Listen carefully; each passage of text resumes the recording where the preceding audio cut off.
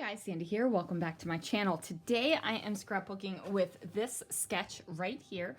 Now I can tell you from the get-go, I'm not doing the hexagons. I've got a different idea, and I'm also going to turn it this way, maybe this way. I'll figure that out. But I am going to be using some floral stamps. So I have no idea where these came from. I really don't. If anybody recognizes these, I would love to know.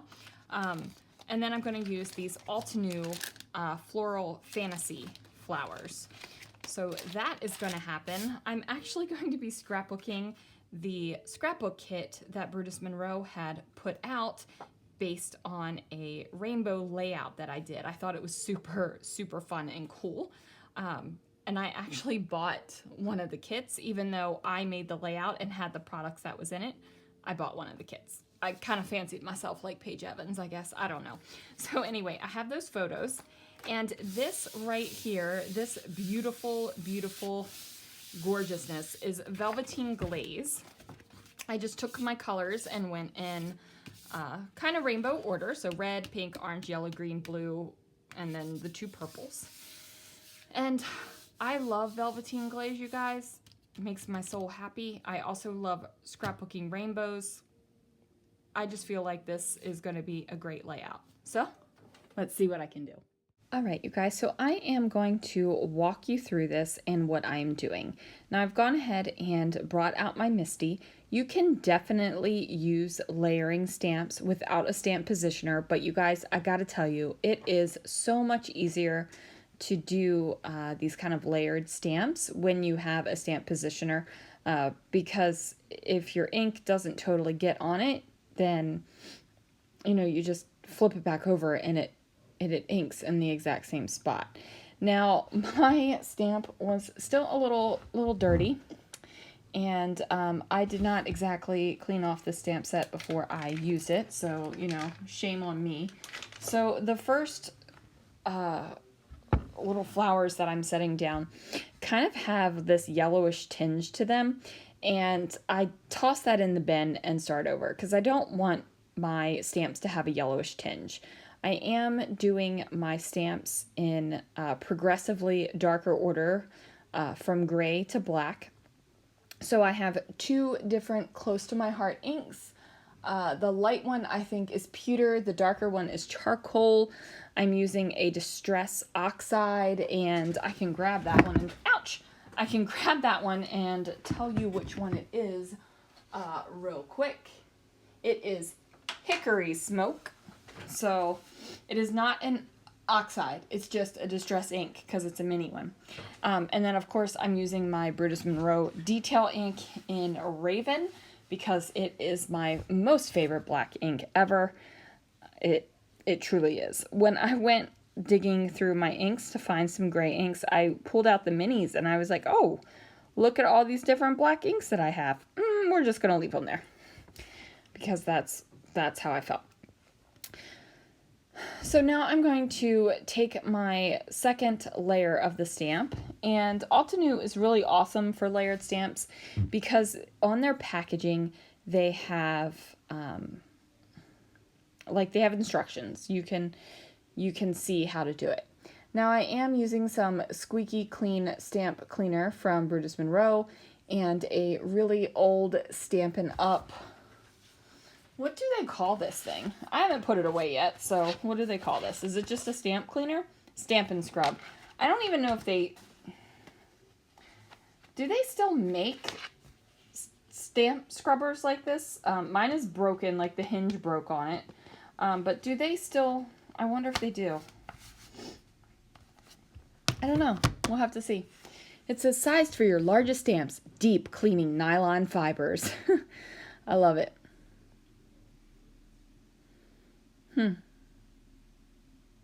Does it have a date on this bad boy? No date. So I have no idea how old it is. Now, this is where I realized that I forgot to flip my paper around and stamp the other two florals over here. Oh, my word, you guys, I haven't yawned in a video in a long dang time. Or maybe I have. It doesn't feel like I have. But it's been a long day. It's definitely been a long day at work. My legs and my feet are killing me. People are maniacs, you guys. Absolute and utter maniacs. So I'm doing this voiceover the day before it goes up. So I'm doing this on Saturday the 3rd. This is the video for April the 4th.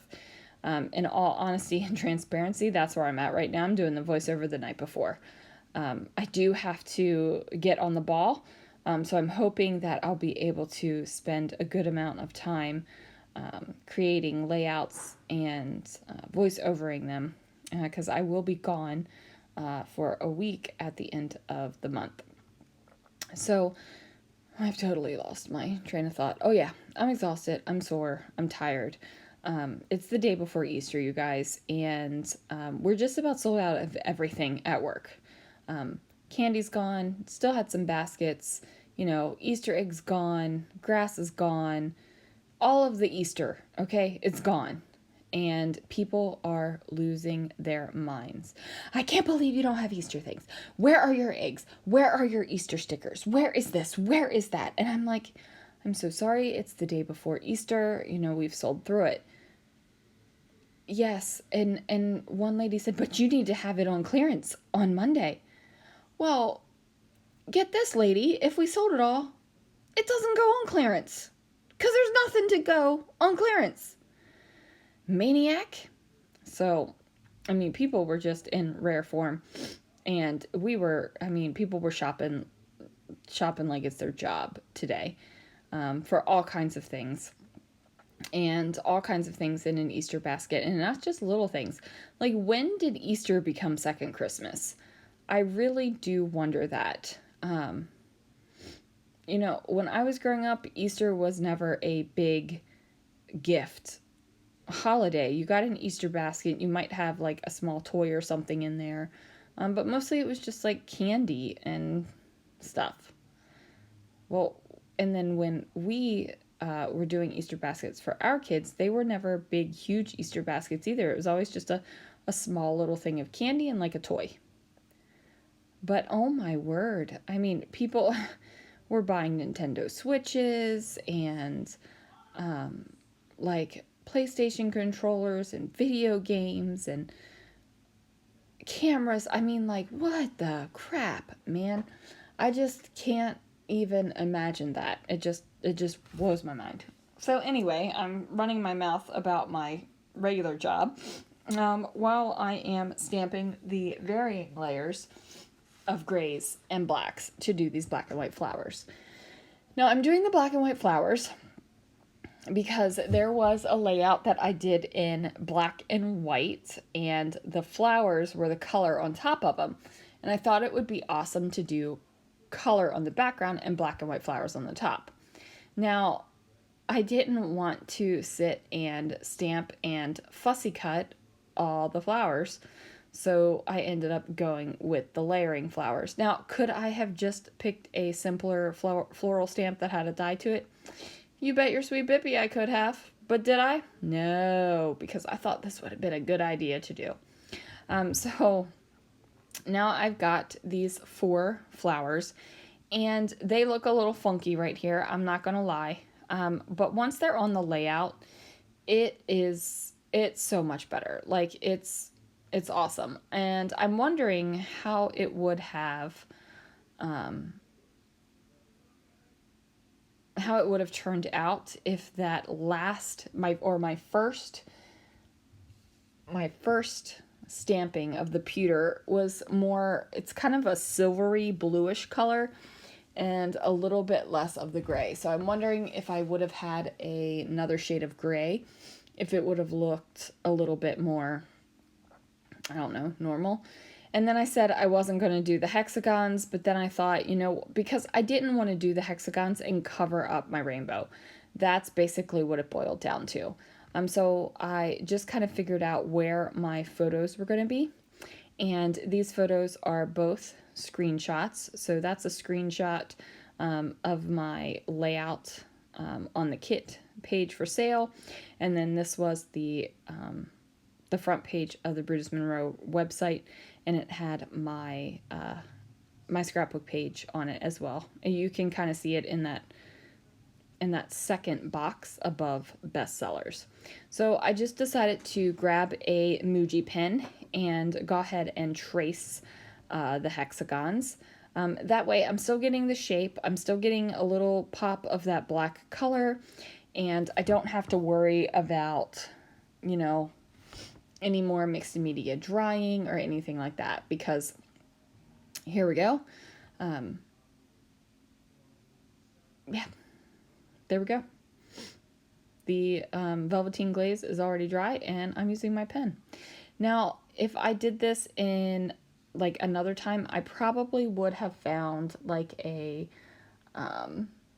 fine liner Sharpie, because I feel like the Muji pen kind of struggles a little bit over top of the velveteen glaze.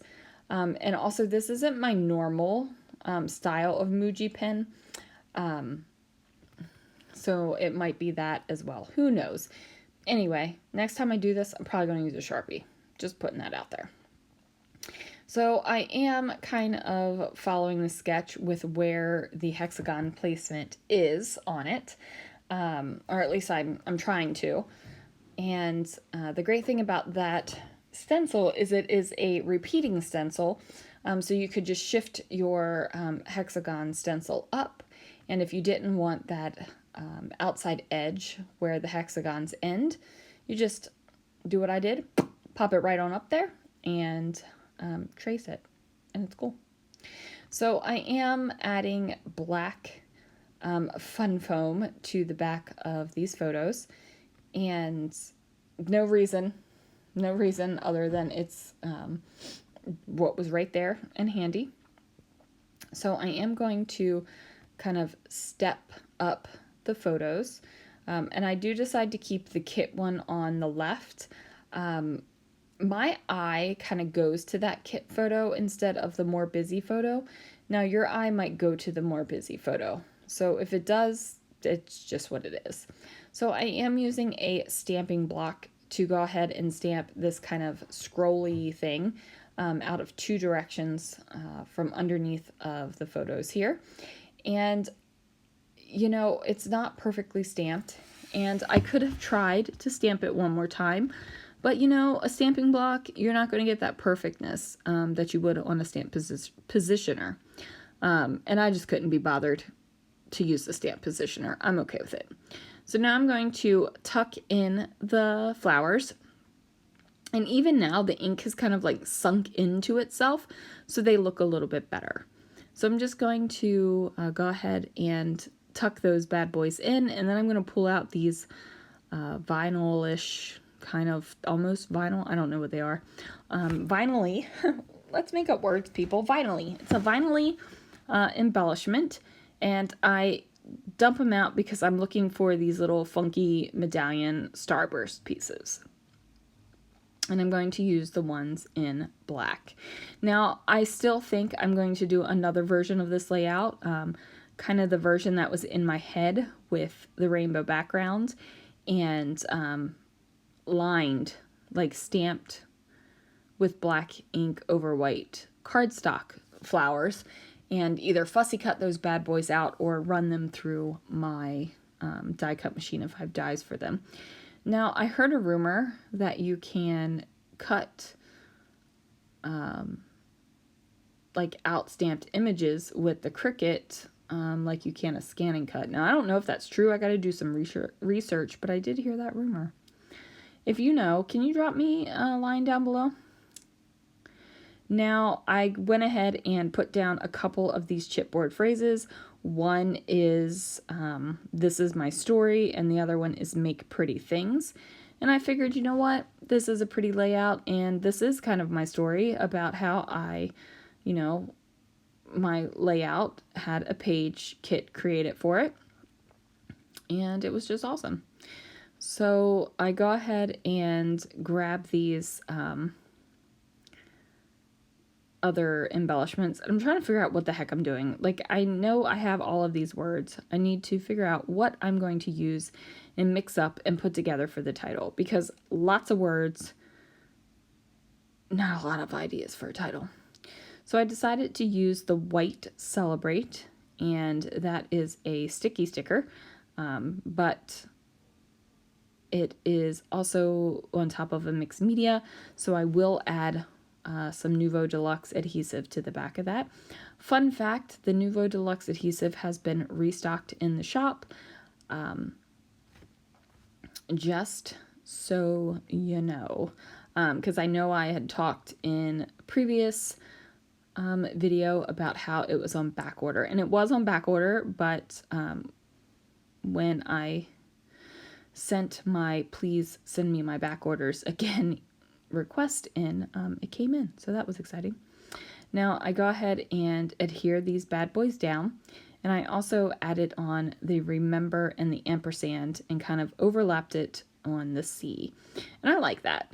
I thought about putting it at the end of remember, but I wasn't feeling it.